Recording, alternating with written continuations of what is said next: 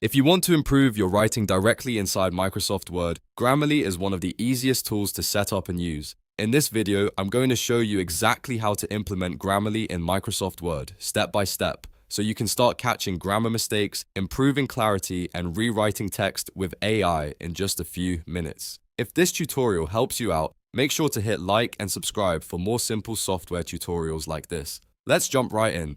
The first thing you need to do is get the Grammarly desktop app. Open your browser and go to grammarly.com/desktop. On that page, you'll see the download option for Windows or Mac. Choose the version that matches your computer and download the installer file. Once the download is complete, open the file to begin the installation process. Follow the prompts on your screen and let Grammarly finish installing on your device. After the installation is done, sign in to your Grammarly account. If you don't already have one, you'll need to create one first. This is important because Grammarly uses your account to sync your settings and enable the app inside Microsoft Word. Once you're signed in, you're ready for the next step. Now, open Microsoft Word on your computer. Make sure you're using the desktop version of Word, not the browser version, because the Grammarly integration works best in the installed app. Open any document you want to work on and start typing a few lines of text. As soon as Word is open, Grammarly should automatically attach itself to the window. Depending on your setup, you may see the Grammarly floating widget or a sidebar tab appear on the right side of your screen. If the widget doesn't appear immediately, don't worry. Give it a moment or make sure Grammarly is running in the background. In many cases, it will connect automatically once Word is open and a document is active. This is the part where Grammarly becomes useful in real time because it begins analyzing your writing as you type. Now let's talk about how to review and fix your text. As you write, Grammarly will underline issues directly in your document.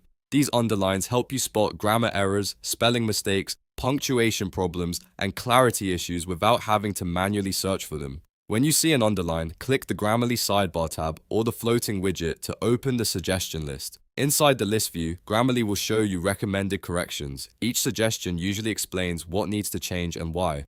To apply a fix, simply click Accept. Grammarly will update the text for you instantly, which saves a lot of time and makes editing much easier. You can go through the suggestions one by one until your document sounds cleaner and more polished. If you want to do more than just fix mistakes, Grammarly also gives you AI rewriting options. To use that feature, highlight a sentence or paragraph in your Word document. After you select the text, a floating blue quick action bar should appear next to your cursor. This bar gives you quick AI tools you can use right away. From there, you can choose an AI style based on what you want your writing to do. For example, you might choose Make it professional if you want the text to sound more formal, or Shorten if you want to make a paragraph more concise. You can also use other rewrite options depending on the version of Grammarly you have. This is really helpful when you want to improve tone, tighten up wording, or make your writing sound more natural. A good way to use Grammarly in Word is to type your draft first, then go back and review the suggestions. That way you can focus on getting your ideas out quickly before polishing the final version.